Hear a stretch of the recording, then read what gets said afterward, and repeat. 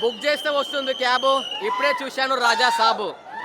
అసలు ప్రభాస్ గారు ఏంటి సార్ మీ లుకింగ్, స్టార్టింగ్ నుంచి ఎండి వరకు మీ గ్లామర్ మాత్రం అదిరిపోయింది. అసలు ముగ్గురు హీరోయిన్లు ఉన్నారు, ముగ్గురు హీరోయిన్లతో క్లైమాక్స్ లో ఒక సాంగ్ ఉంటుంది. ఆ సాంగ్ మాత్రం మొత్తం ఎక్స్పోజింగ్, ఒక వేరే లెవెల్ కాస్ట్యూమ్స్, మొత్తం అద్దాల మీద అంటారు కదా, అద్దాల సాంగ్స్ చాలా బాగుంది. ఎవరైనా చెప్తున్నా ట్రోల్ చేసేవాడు ఎవడన్నా బాగాలేదు అనేవాడికైతే ఇక్కడ ఎవరైనా చెప్తే మాత్రం అయితే దాన్ని మామూలుగా ఉండదు, ఉత్కారేస్తారు మొత్తం. అసలు ఈ సినిమా అర్థం చేసుకుంటారా బాబు, మీరు సినిమా చూడండి, చూడక ముందుకు చూడండి సినిమా బాగాలేదు, ఫ్లాప్ ఉంది, మారుతు గారు అని బూతు మాటలు తిడుతున్నారు. అవసరమా? సెకండ్ పార్ట్ చూస్తే మాత్రం మొత్తం ఇట్లా బ్రెయిన్ అంతా బ్లాంక్ అయిపోయింది. అసలు లాస్ట్ దాకా చూసేదాకా అసలుకి ఏం అర్థమైంది, మొత్తం బ్లాంక్లో ఉండే. మా ప్రభాస్నే చూసుకుంటే చూస్తున్నాం.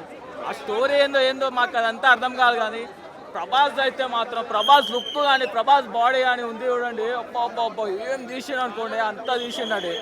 అసలు ఆ బాగాలేదంటే వాళ్ళ రివ్యూలు అన్ని పక్కన పెట్టుకోండి అంతే, అదంతా మనకు అవసరం లేదు. మాకు కావాల్సింది ప్రభాస్ డైలాగ్స్ అంతే. ఇక మాకు ప్రభాస్ కట్అవుట్ చూస్తే చాలు, ఇంకా మూవీ చూడాల్సిన అవసరం కూడా లేదు, అట్లా ఉంటుంది. అసలు ట్రైలర్కే ఫిదా అయిపోయినాం మేము. Raja Saab pan India star, number one సౌత్లోకి వెళ్ళి పాన్ ఇండియాలో వచ్చిందంటే బాహుబలితోని మన ప్రభాస్ సారే. ప్రభాస్ అంత హిట్ ఇప్పటికీ తెలుస్తుంది కదా, హాలీవుడ్లో గిట్ట ప్రభాస్ హాలీవుడే కాదు, బాలీవుడ్ యాక్టర్స్ ప్రభాస్తో చేయాలంటే చాలా వెయిటింగ్లో ఉన్నారు. సో ఇప్పుడు చెప్పాలంటే ఈ మూవీకి ప్రతి యూనిక్ మూవీ ఇప్పటి నుంచి బాహుబలి తర్వాత ప్రభాస్ చేసే ప్రతి మూవీ ఇట్టే, ప్రతిదీ కలెక్షన్ ఓరియంటెడే. ఈ మూవీ ఇట్ట చాలా కలెక్షన్స్ వస్తాయి.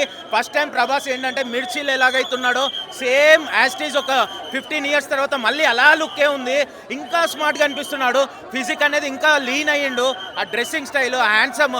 ఇంకా ముగ్గురు హీరోయిన్లు పెట్టారు కానీ ప్రభాస్ ముంగట వాళ్ళు వేసి కనిపించారు.